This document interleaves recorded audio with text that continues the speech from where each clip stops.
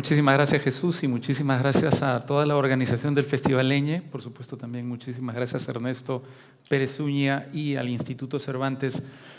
Vamos a hablar el día de hoy del poder narrativo del sur y como lo dijo Ernesto, tenemos una representación sudamericana aquí en el Instituto Cervantes. Pilar Quintana nació en Cali, Colombia, ha publicado las novelas Cosquillas en la lengua 2003, Coleccionista de polvos raros 2007, Conspiración iguana 2009 y la colección de cuentos Caperucita se come al lobo 2012.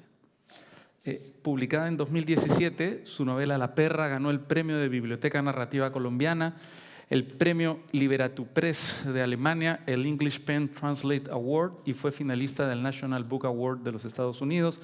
Ha ganado múltiples premios como el Altazor o el premio Anna Segers de Alemania y ganó en el 2021 el premio Alfaguara por la novela Los Abismos.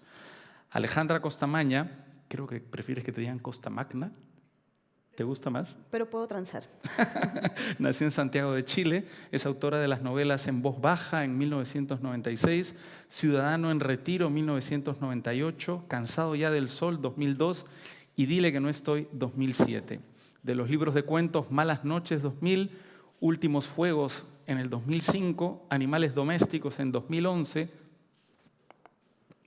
Había una vez un pájaro en el 2013 e Imposible salir de la tierra 2016, así como de la antología de crónicas Cruce de peatones. Su novela, El sistema del tacto, fue finalista del Premio Herralde 2018.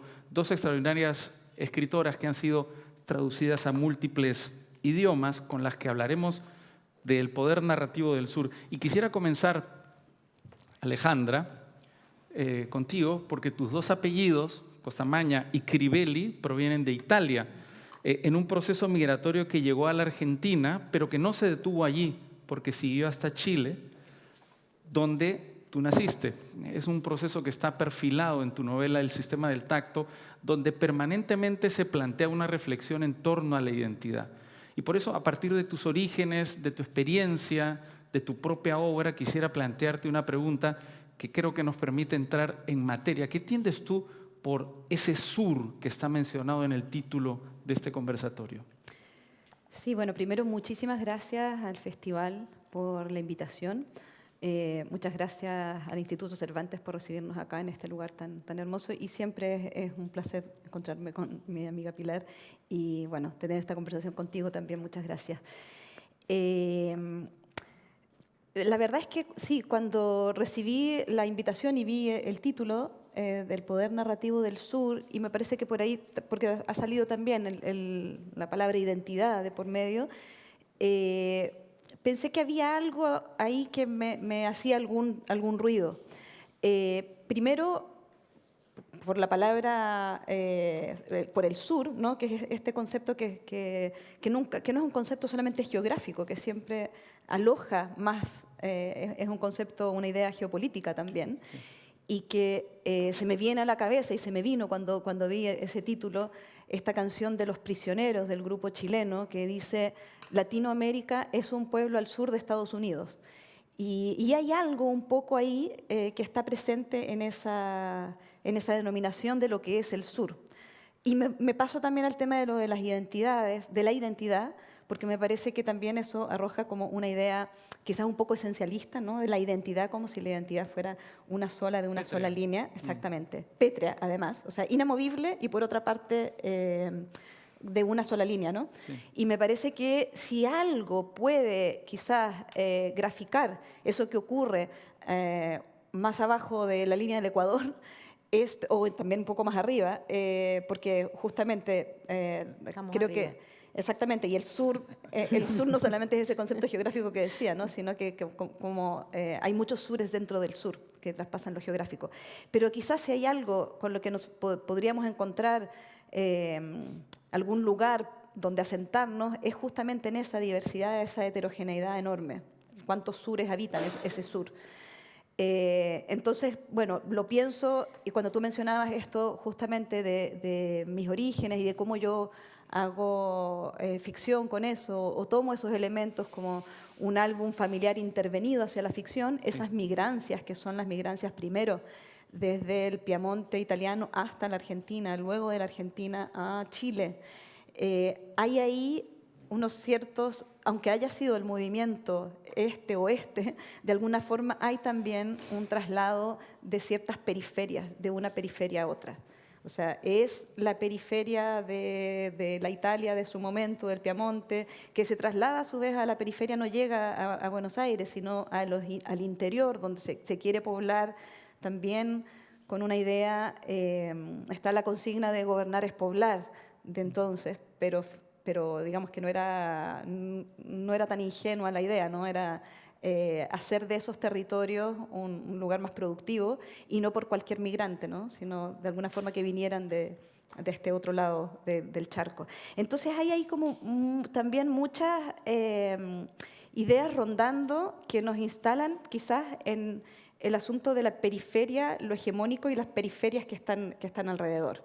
Y yo creo que eso es lo que quizás me hace pensar en que este concepto es un concepto en el que lo podemos tomar como un trampolín para entrar quizás a otros asuntos que tienen que ver con esa enorme diversidad, esa heterogeneidad de literaturas en plural, identidades en plural, que están circulando y que me parecen muy relevantes justamente por el contexto en el que aparecen.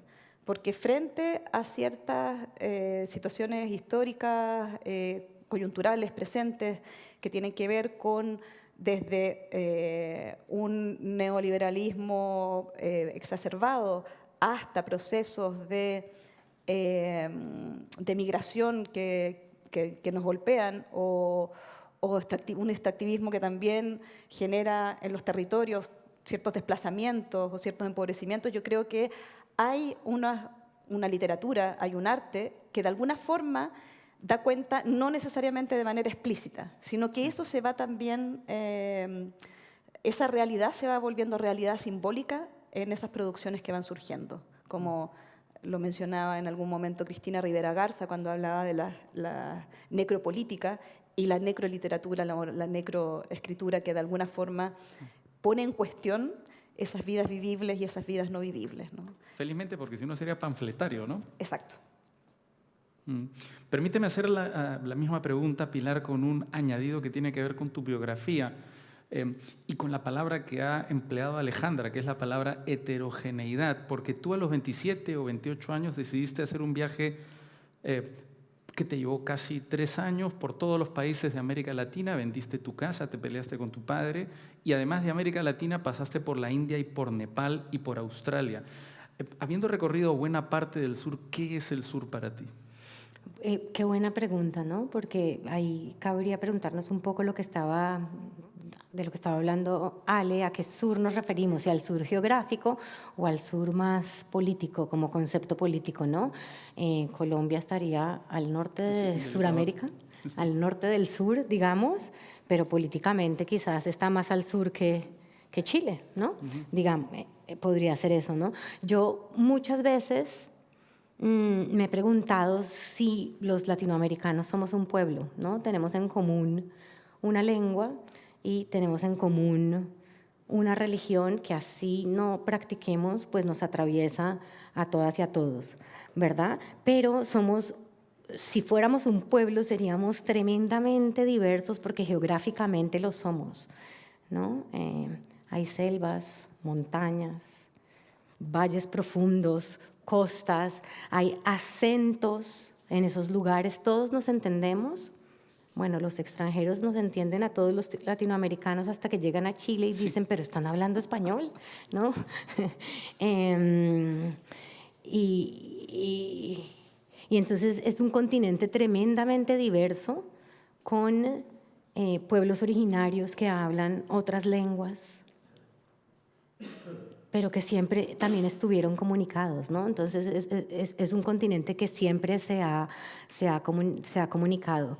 Y literariamente es curioso cómo yo creo que sí existe una identidad en la literatura latinoamericana, no en los temas, es una literatura tremendamente diversa, pero en cómo funciona en cómo viajan los libros por el continente.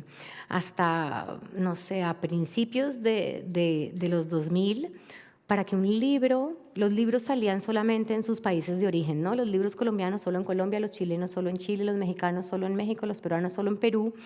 Y para que circularan por toda América Latina, primero tenían que venir a España. Y España era quien un poco autorizaba y el libro luego pasaba a circular por toda Latinoamérica. Y creo que después, a mediados de los 2000, a partir de 2010, 2000, quizás 2007, empezaron a surgir unas pequeñas editoriales independientes en los países. Y ya no necesitamos más a España, ¿no? Esas editoriales, las autoras de Chile, entonces eran publicadas en Colombia por una editorial colombiana pequeña y así empezamos a circular, ¿verdad? Y yo a veces siento que literariamente hay una división entre la literatura española, que no llega a América, y la literatura latinoamericana, que tampoco llega a España, ¿verdad? Los autores de Latinoamérica nos conocemos más entre nosotros que con los autores españoles y viceversa, ¿no? Hay autores que son más globales y lo logran, pero sí creo que en términos de comunicación hay, pues no sé, una nación literaria latinoamericana que funciona cada vez más sola, independientemente de España. Entonces, ¿podemos llamarlo a eso un sur? Pero tú sientes eso, es decir, mi pregunta tiene que ver con quizá el desarrollo de mercados, que es un poco lo que estás planteando también en el fondo. ¿Por qué? Porque ese vínculo que existió entre España y América Latina tenía que ver con que había un gran mercado común, que era España y América Latina. Pero lo que ha venido ocurriendo en nuestros países es que los mercados locales han ido creciendo cada uno, de tal manera que la producción literaria colombiana se centra en Colombia, la producción literaria peruana se centra en Perú, lo mismo pasa en Chile. Y si los escritores nos conocemos es por espacios como este, donde nos encontramos, no necesariamente porque los libros viajen como viajaban antes. Pero los libros viajan ahora como no viajaban antes, eso es lo que estoy diciendo, ¿verdad? Cuando yo participé en el año 2007 en Bogotá 39, que era un evento donde estábamos varios autores de la generación de Alejandra y yo, y no nos conocíamos ni nos habíamos leído. Cada uno llevaba sus libros y ahí los intercambiamos y empezamos a leernos. Ahora los escritores latinoamericanos se leen entre ellos porque ya no funcionamos como funcionaba antes. Entonces me pregunto, ya que estamos en un festival de literatura, ¿a ese sur nos referimos cuando hablamos del poder narrativo del sur? ¿No? A esa literatura que está circulando con independencia de el gran mercado en español que es el que pasa acá en España. Yo creo que tiene que ver. Ahora, Alejandra, Pilar ha hablado de algunos elementos constitutivos, por decirlo de alguna manera, de la identidad latinoamericana, que son el idioma, la religión, esta geografía endemoniada que tienen nuestros países. La violencia también es un elemento identitario para América Latina, una forma de violencia, por supuesto que existe, la violencia existe en todas partes, pero en América Latina hay una forma de violencia muy particular, porque a diferencia, por ejemplo, de la violencia histórica europea, por ejemplo, las dos grandes guerras, el enemigo, el que causa la violencia, está dentro del propio país. Es decir, me hace recordar, cuando hablo de esto, esa famosa frase de Kusturica en Underground, que dice: ninguna guerra es guerra hasta que un hombre mata a su hermano. Los latinoamericanos nos matamos entre hermanos históricamente. Bueno, yo creo que, así como decía Pilar, el tema de lo del idioma, y después también acotabas todas las lenguas de los pueblos originarios que quedan marginadas de esta visión. En el fondo, lo que está diciendo es como una identidad que parece ser homogénea, pero que finalmente termina siendo muy heterogénea e invisibilizada. Y también me parece que pasa algo con la violencia que también se tiende a volver un asunto de mercado. Entonces ahí yo también tendría como el cuidado de pensar que no creo que sea patrimonio de Latinoamérica la violencia. Sin duda que hay asuntos que nos pueden distinguir un tipo de violencia de otra, ¿no? Y ahí es como que habría que pensar como sociológicamente qué pasa con esos tipos de violencia. Pero lo que a mí me parece como interesante de esto es como qué hace la literatura con eso, sí, en este caso. Y yo creo que también ahí hay formas muy distintas de abordarla. Estoy pensando, por ejemplo, en lo que más tiene que ver más con el cono sur y con el cono sur-sur, ya que estamos con el concepto, de las herencias, por ejemplo, de unos procesos de los años 70, ¿no? 70, 80, que fueron los procesos dictatoriales de Chile, Argentina, Uruguay, Paraguay, y que Perú también, ¿no? Que de alguna forma son marcas y son cicatrices que hasta hoy perviven. ¿Y por qué? Sobre todo en el caso, estoy pensando en Chile, que es de donde me toca más de cerca, bueno, Argentina también, pero porque fueron quizás momentos de unas violencias de Estado que se perpetuaron por mucho tiempo a través de un sistema económico y de una cierta institucionalización también que quedó de alguna forma como con esas resacas. En el caso de Chile, hasta seguimos hoy con la Constitución que instaló Pinochet, ¿no? Entonces, la respuesta a eso, yo creo que tiene que ver, lo que decía antes, no con cosas literales, explícitas, sino con cómo a veces desde la literatura, más que desde la consigna, está desde la gramática, cómo se va abordando. Pienso, por ejemplo, en literaturas como las de Diamel El Tit o las de Pedro Lemebel, que de alguna forma desarticulan desde la sintaxis, generan una sintaxis otra, que es un sacudón entonces desde la letra. Y ahí es donde me parece que las cosas se empiezan a volver. Cómo de alguna forma esa violencia se cuela, pero se cuela generando un artefacto estético. Y eso es el gran desafío y es quizás lo interesante de cómo un contexto así puede reverberar y puede quizás generar también lo que decía, esta heterogeneidad de producciones. Pienso en lo que pasa, por ejemplo, en México también, en el norte del sur, también con proyectos acerca de estas mismas violencias, las violencias extractivistas, por ejemplo, lo que hace Verónica Gerber en libros como La Compañía, ¿no? Que de alguna forma también crea un artefacto en el que va generando un modo de mirar aquello que no vemos. O sea, aquello que de tanto verlo, de una violencia que finalmente termina siendo tan machacada, que dejamos de verla, la naturalizamos. Entonces, ¿cómo desde el arte podemos volver a ver aquello que no vemos? ¿O cómo vemos en la oscuridad? ¿Cómo vemos bajo el agua? Y eso es lo que a mí me parece quizás como fascinante como desafío. Me encanta que hayas mencionado el tema del lenguaje porque era un tema que yo también quería plantear. Y cuando lo quería plantear pensando en Joyce, ¿no? Joyce, digamos, no hay que presentarlo, es este escritor irlandés que lleva el idioma inglés a unos límites que la metrópoli inglesa no había alcanzado. Es decir, los escritores londinenses de la Gran Bretaña nunca asomaron el idioma a los límites a los que asomó Joyce el idioma inglés en el Ulises, por ejemplo, ¿no? Y claro, con este juego de malear, reinventar, romper, atreverse a todo con el idioma, probablemente porque justamente tenía esa condición periférica, ¿no? De irlandés. Creando esto que Borges llamó centauros de dos palabras, ¿no? Palabras que tenían el inicio de una y el final de otra y al ponerlas juntas tenían un significado completamente distinto. Y ese es un juego que tú haces en tu novela El sistema del tacto, ¿no? ¿Tú sientes que ese atrevimiento con el lenguaje también podría ser algo que se encuentra presente en América Latina y que más o menos, no quiero hacer generalizaciones, pero más o menos podemos encontrar como un denominador común?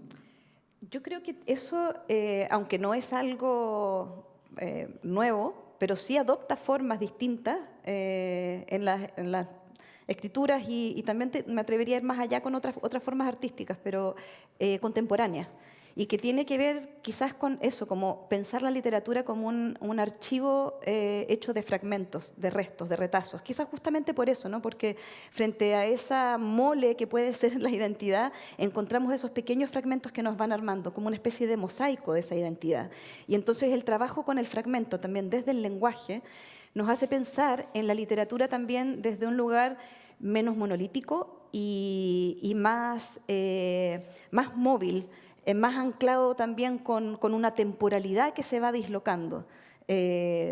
Pienso acá, y es algo que últimamente también ha estado muy presente, hace poco salió un libro en Chile que hizo o compiló o armó Lorena Amaro, que son 10 entrevistas a escritoras latinoamericanas y que se llama Recolectoras, el libro. Y justamente el Recolectoras tiene que ver con que hay algo de esto que tú estás diciendo y que tiene que ver con una idea de Úrsula K. Le Guin, que ella plantea en un texto que se llama la teoría de ficción de la bolsa de mano, en que plantea un modo de asomarse a la literatura no como una flecha lineal, como una narrativa cazadora, ¿no? De un tiempo lineal en que hay un cazador que sale con su flecha, va a cazar, va al combate, vuelve con la presa y con una épica de la que él es el héroe además. Sí.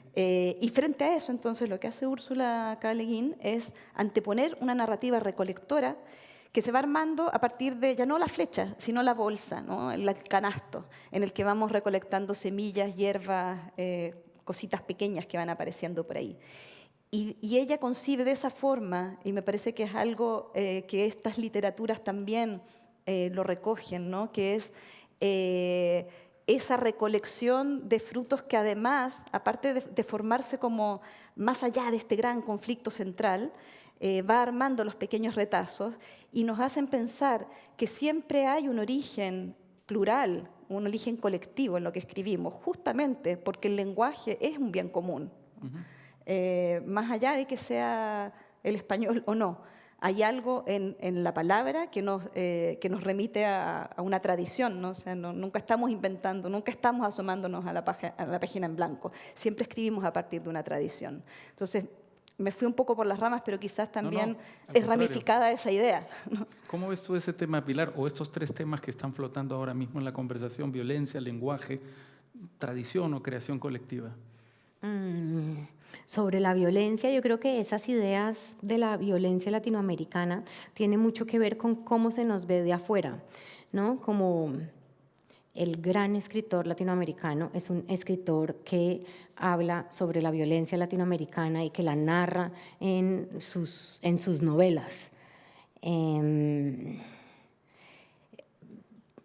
Ahora, cuando han salido mis novelas en Europa, me han hecho entrevistas y me han preguntado que por qué mi literatura, que yo siendo latinoamericana, por qué mi literatura no se trata sobre la violencia, ¿no? Y es como el lugar del escritor latinoamericano es narrar esa realidad que le tocó. Y a mí la pregunta me deja muy descolocada porque yo sí narro la violencia, ¿verdad? Seguramente no la violencia de la guerra, sino una violencia que pasa más detrás de las puertas cerradas y que es el origen de todas las violencias, de esa violencia de afuera. Pero entonces sí me parece que es algo como se nos mira. Y también como eso que planteas de que nos matamos entre nosotros mismos, que no son enfrentamientos entre países, que nuestra violencia está adentro. Yo creo que nuestra violencia no tiene un origen necesariamente interno, ¿no? Digamos, la amenaza comunista fue suprimida a lo largo de todo el continente. Si Colombia no tuvo una dictadura es porque no se necesitó, porque nuestros gobiernos y nuestro ejército colaboraron con los Estados Unidos que quería eliminar la amenaza comunista. Entonces también esa es una violencia que fue traída y puesta sobre el continente.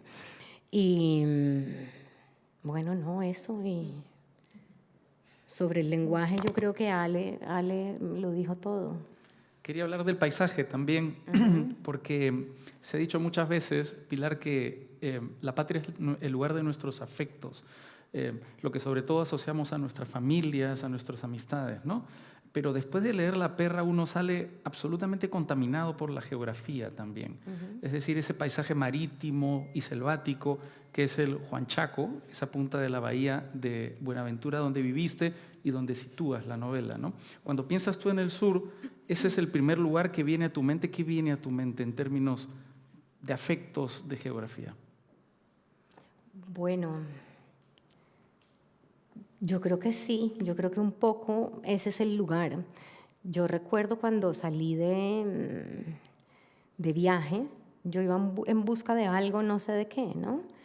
Y quizás subía montañas, pasaba por selvas y ríos, buscando un lugar dónde vivir y dónde poder vivir como escritora, es decir, barato para poder dedicarme a leer y escribir, ¿no? Y encontré ese lugar a 3 horas de mi casa que era la selva, que se volvió además muy protagonista dentro de mi literatura. La gran novela del romanticismo en Colombia, que es María de Jorge Isaacs, yo creo que es una novela fundamental para nosotros los colombianos y para mí como caleña lo fue especialmente, porque creo que ahí Jorge Isaacs hizo algo que es extraordinario y es, él se fue a estudiar a Bogotá, ¿verdad? Y cuando regresó al Valle del Cauca, su provincia de origen, fue capaz de verla con ojos de extranjero y mostrarnos ese mundo natural como si lo estuviera viendo por primera vez. Y creo que ahí hay algo importante que como escritora, que me parece que es una labor importante que debemos hacer los escritores, y es ser capaces de mostrar lo que queremos contar, lo que conocemos profundamente, pero como si lo estuviéramos viendo por primera vez, ¿no? Y creo que ahí hay una búsqueda mía sobre la biodiversidad, sobre la selva de afuera, pero también cómo esa selva se comunica con la selva de adentro, ¿no? No solo con una selva que narra el estado de ánimo del personaje, sino cómo la selva vive dentro de nosotros. Ya que hablábamos de la violencia, es la pregunta por esa violencia, no de la gente matándose allá afuera, sino la que está dentro mío y que hace que esa violencia salga y pueda yo convertirme en alguien que mata o que puede salir a la guerra, un poco. Y en tu caso, Alejandra, es Santiago, la cordillera, Argentina. ¿En qué piensas? La misma pregunta que Pilar. Sí, también ese es un lugar recurrente para mí, esa cordillera. Siempre la he pensado. O sea, pienso, ¿por qué aparece? ¿Por qué aparece todo el tiempo? Quizás porque hay una cosa tan monumental en esa mole que está ahí, que está sobre todo, bueno, no se ve desde todos los puntos geográficos de Argentina, pero te diría que Chile sí, porque como Chile es tan largo y angosto, es casi imposible no verla. Y creo que es a la vez una frontera, pero al mismo tiempo es esa posibilidad de comunicarnos si uno la atraviesa. O sea, es como, no es el charco, es algo que de alguna forma la atravesamos y ya estamos ahí. Pero tiene entonces ese doble rasgo, ¿no? De ser frontera y ser unión a la vez.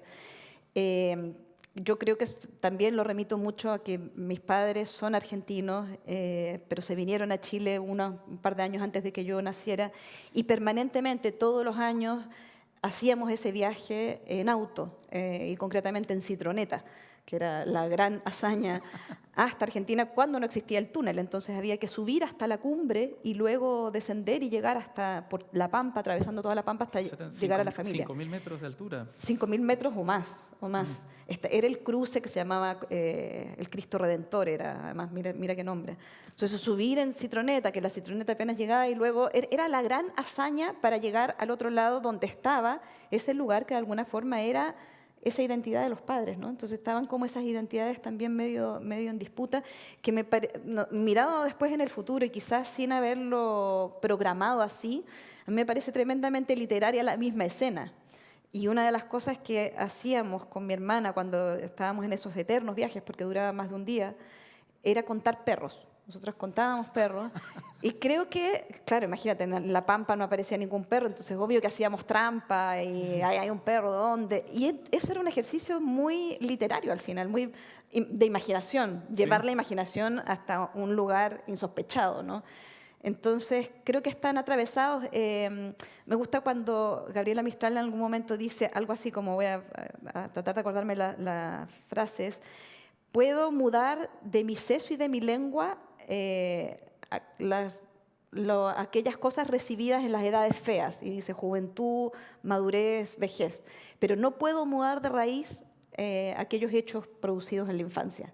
Y yo creo que pasa un poco eso, ¿no? Que en la literatura, un poco lo que decía también Pili, es esa especie de asombro, del volver a asombrarse con cosas de las que quizás ya no nos asombramos, pero volver a verlas como si fuera la primera vez que las vimos, o escribirlas con ese asombro, con ese extrañamiento.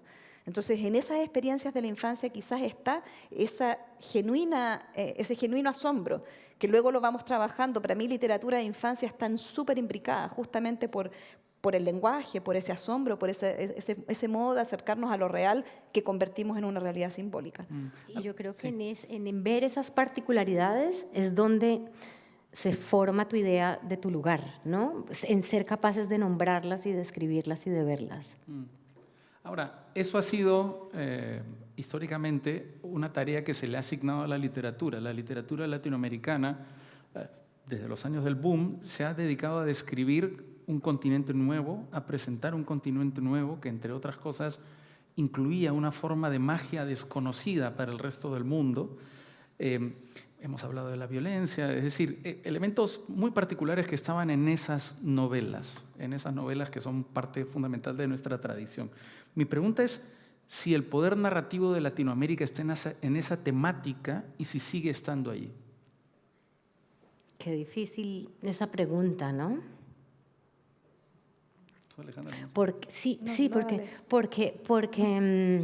yo creo que ese es otro del lugar del escritor latinoamericano, lo maravilloso, ¿no? Y eso empezó con los cronistas de Indias, sí, ¿no? Que los cronistas de Indias describían estos animales fabulosos que eran, no sé, el oso perezoso, el caimán,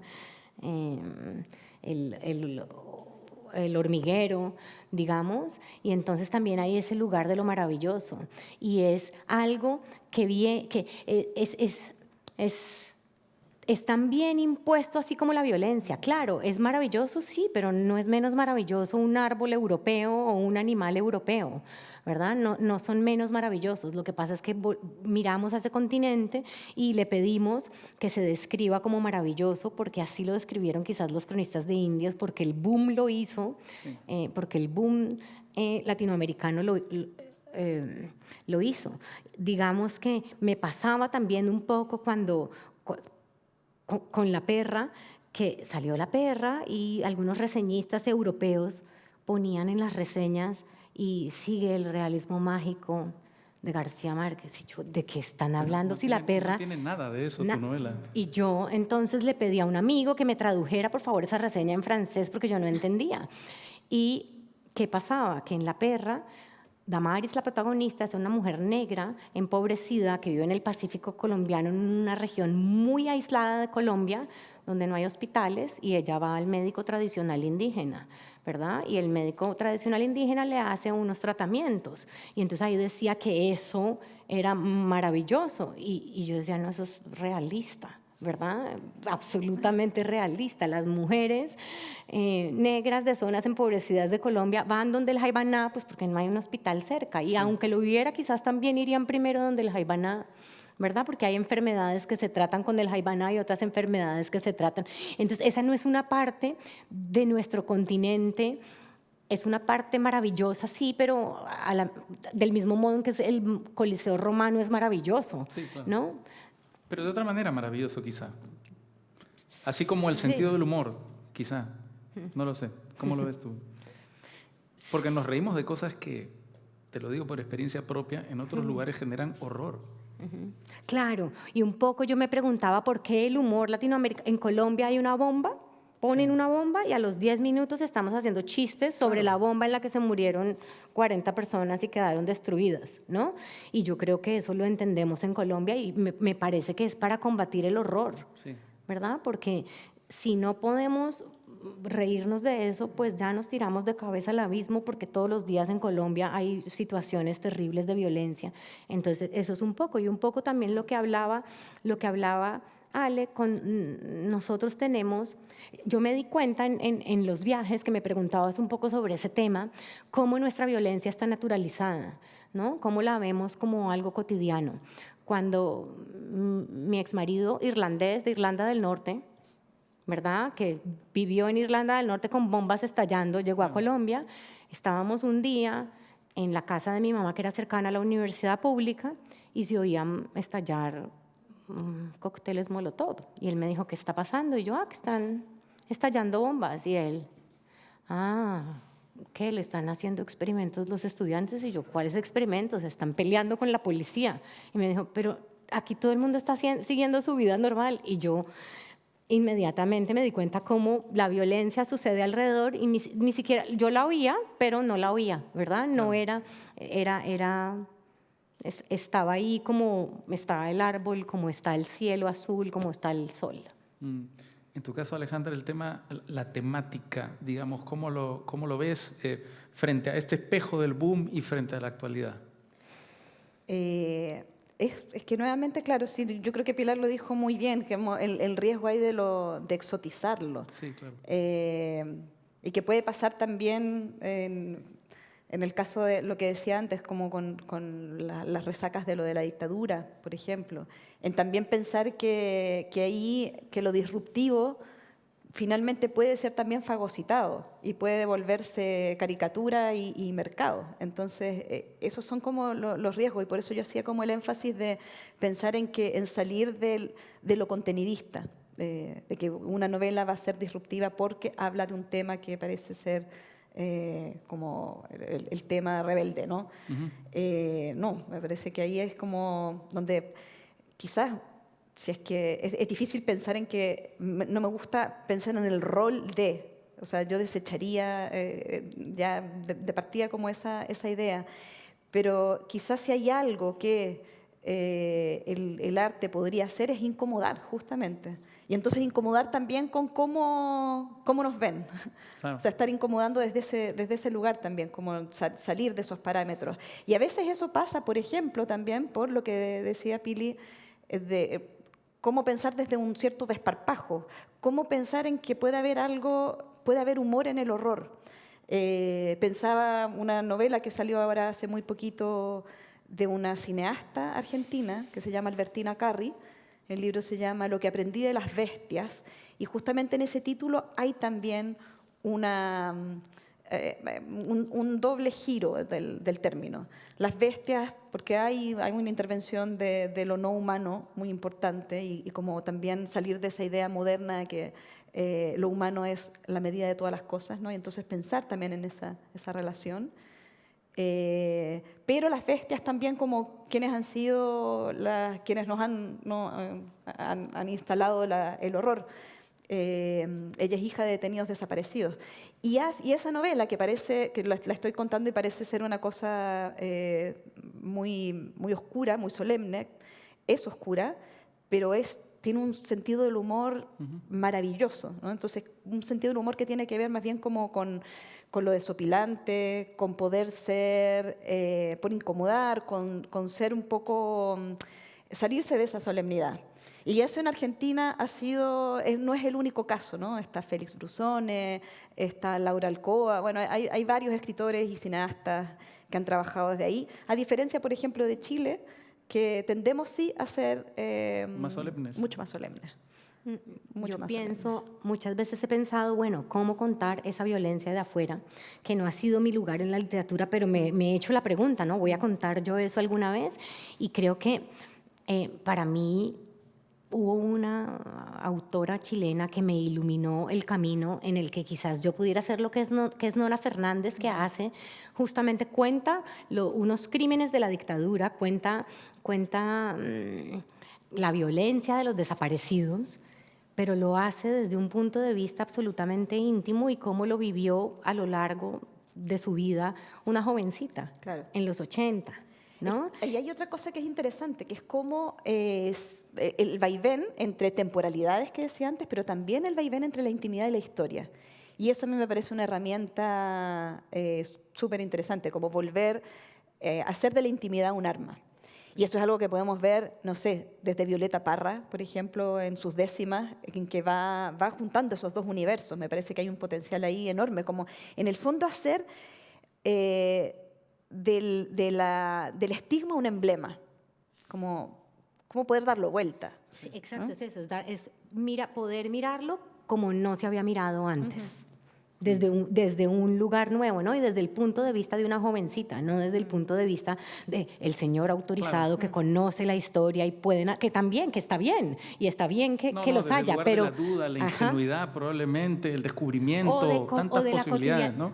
O de la cotidianidad, de cómo lo vivió también en su cotidianidad una jovencita para la que los desaparecidos se iban a la dimensión desconocida como el programa de la tele que veía, ¿no? Como con elementos pop y con elementos cotidianos y contado desde un yo muy no autorizado, no la voz que esperamos que nos narre esa violencia.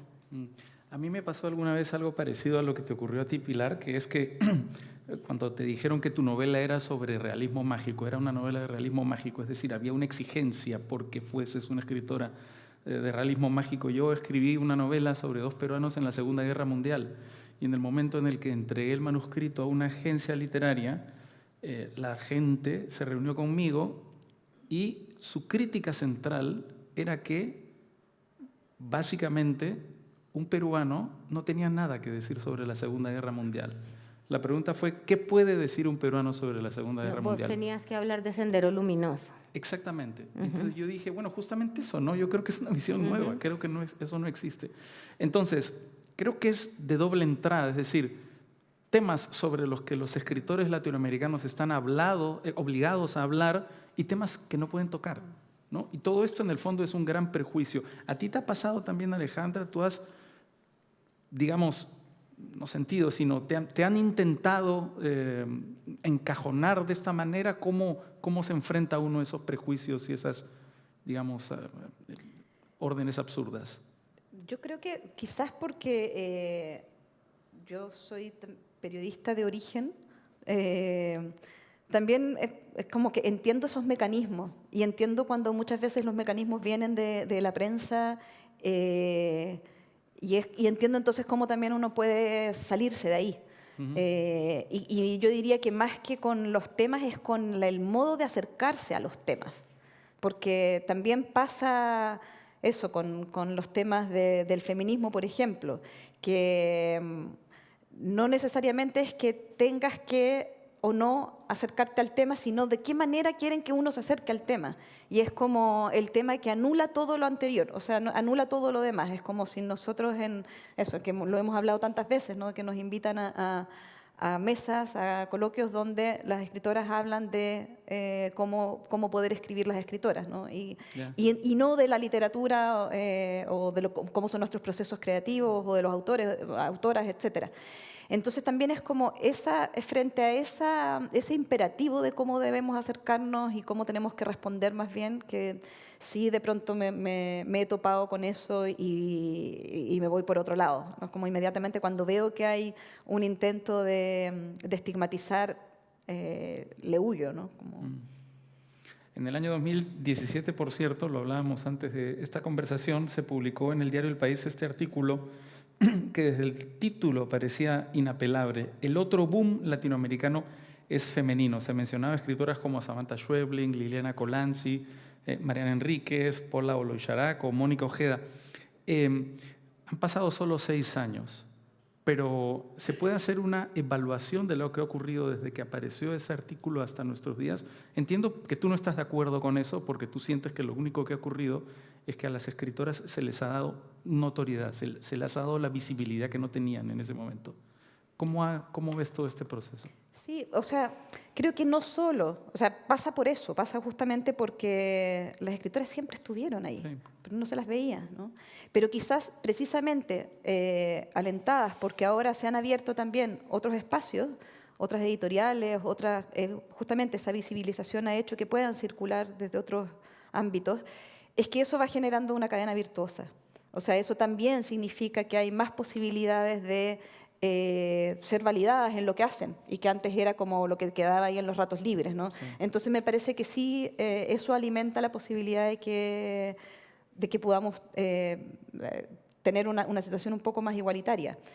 Pero claro, pero el estigma de lo del boom a mí me preocupa un poco justamente porque es como esa idea de algo que estalla y sí, como si no viniera de años de estar trabajando muy concienzudamente en esto, ¿no? Una tradición enorme.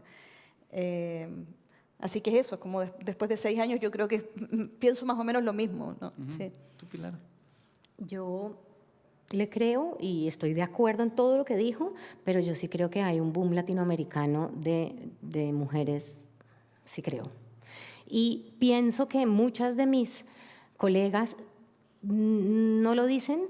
Uno, porque muchas mujeres sufrimos del síndrome de la impostora, primero. Sí. Y segundo, porque el boom se asocia con una cosa fea de marketing, ¿no? Eso es una etiqueta que le pusieron unos escritores y entonces vendieron y es una cosa de mercadeo. Pero cuando yo no leo demasiado novedades, ¿no? Pero de las novedades que leo últimamente y que leo de hombres y mujeres, las que me hablan, sobre todo, los libros que me agarran, que me deslumbran, que me enseñan, que digo, están siendo de mujeres latinoamericanas, ¿no? Y son contemporáneas mías y están vivas y están escribiendo y yo las miro admirada porque digo, oh, mira lo que hiciste, ¿no? Esto que hablaba de Nona Fernández. Nona para mí hizo algo que puede que no sea nuevo del todo, porque claro, nuestras predecedoras ya lo habían hecho, pero Nona lo hizo de una manera en que a mí me estalló la cabeza, que fue poder contar la dictadura desde un punto de vista en el que yo no había leído una novela así, ¿no? Desde un punto de vista cotidiano, desde una voz no autorizada. Y eso veo que lo están haciendo muchas de esas autoras. Entonces yo sí creo que está pasando algo, ¿no? Yo sí creo que está pasando algo. Tratando de vincular este tema con el que estamos cerrando la conversación con el título de la mesa, ¿tú sientes que el poder narrativo del sur está ahí? No sé si en estas nuevas autoras, porque como dice Ale, no es que estemos escribiendo apenas ahora, ¿no? Yo soy editora de una colección que se llama Biblioteca de Escritoras Colombianas, donde rescatamos escritoras clásicas colombianas que fueron grandes escritoras en su momento, súper conocidas. Sus libros fueron traducidos, ganaron premios, pero de repente salieron del canon y hoy en día nadie las conoce y sus libros están agotados, no se consiguen, están empolvados en bibliotecas, sí, digamos. Eso pasó. Pero vos las lees y ahí está. Ahí están también esa mirada, que es una mirada muchas veces, o casi siempre, no siempre, pero sí marginal, ¿no? Porque es la mirada de la no autorizada. Mira, cuando yo empecé a publicar en 2003, era muy común que a mí me dijeran, no se puede ser escritora y mamá al mismo tiempo, ¿no? Eso. Lo oí muchas veces. Y también oí editores diciendo, no, es que ella no es tan buena porque habla de temas femeninos, ¿no? En su literatura. Y cuando yo vuelvo la vista atrás, seguramente lo que esas mujeres estaban contando era temas sobre la maternidad, que hoy es el gran tema literario, ¿no? Ahí hubo como un cambio, ¿no? De repente la maternidad era malo porque era femenino, y además que no es femenino porque pues todos somos hijos de una madre, a todos nos toca la experiencia primera. Pero luego se volvió un tema que está bien. Y yo creo que ¿por qué? Porque es un poco lo que decía Ale. Estaban ahí, pero no las leíamos y no las oíamos, o lo hacíamos con una mirada misógina. Es mujer, no es buena. Yeah. ¿Verdad? Yo pienso que ahora hay más lectoras, hay más editoras y hay un movimiento feminista muy fuerte que ha puesto el acento diciendo, oye, no miremos con misoginia a las mujeres, ¿no? Y creo que eso ha permitido que todos podamos poner nuestra mirada en ellas y leerlas aceptándolas. Tu respuesta a esta pregunta estaba más o menos implícita en la anterior respuesta, pero igual quería planteártela. Sí, sí. Solo agregaría algo que creo que nuestras antecesoras de alguna forma tenían que combatir con varias cosas. Uno es que había también la idea de cierta excepcionalidad. O sea, había mujeres que resaltaban, en el caso de Chile podemos pensar en Gabriela Mistral o en María Luisa Bombal, Marta Brunet, si es que, pero eran excepciones, se las consideraba como las excepciones que de alguna forma entraban al canon porque además, o porque se les atribuía características masculinas, ¿no? Sí. A Marta Brunet, por ejemplo, se decía que escribía como hombre y eso era un piropo, de verdad. Cuando ganó el Premio Nacional de Literatura creo que fue veredicto galante para una prosa, no sé, pero era alguna cosa masculina. Pero además veredicto galantes, como le concedimos a ella, ¿no? Estamos este haciéndole honor. un piropo, Exacto. digamos. Y si no era eso, era ponerlas en un lugar que era siempre como desde lo que se consideraba literaturas menores, ¿no? El diario de vida, la cosa, pero como siempre, cosas que se consideraban menores, que también ha sido muy interesante como esos otros lugares también han ido subvirtiendo su lugar. Pero un poco era eso, y también el modo de referirse desde la propia crítica, los criterios, ¿no? Como para hablar ciertas características que asomaban como caricaturescamente femeninas o masculinas, como esencializantes, ¿no? O sea, una prosa seca, algo que golpea, como una prosa que golpea. Eran todas características también como que venían de lo masculino, no como una evidencia de algo, sino con un juicio detrás, ¿no? O una prosa sensible, ¿no? Eso era como más o menos, ¿no? Entonces también estábamos rodeados de una serie de elementos que hacían que leyéramos distinto. Entonces creo que lo que ha cambiado, en parte, es cómo estamos leyendo, a quienes estamos leyendo. Entonces hay toda una suma de cosas que nos hacen pensar que, más allá de que se llame boom o no se llame boom, que todo esto no surge de la nada y que afortunadamente están cambiando nuestros ojos lectores y estamos pudiendo ampliar el radar. En muchas de esas otras reseñas, además de decirles como... Escribe como hombre, en las que yo he encontrado sobre las escritoras que edito en la Biblioteca de Escritoras Colombianas, hay unas que dicen, para ser mujer escribe muy bien, ¿no? También ese era un tipo de reseña. Sí. Y qué bueno. Muy bien, Pilar Quintana, Alejandra Costamaña, muchas gracias por este diálogo de esta hora que se ha vencido y que ha quedado, creo, corta. Muchas gracias también a ustedes por su atención. Muchas gracias. Gracias. Muchas gracias. Gracias.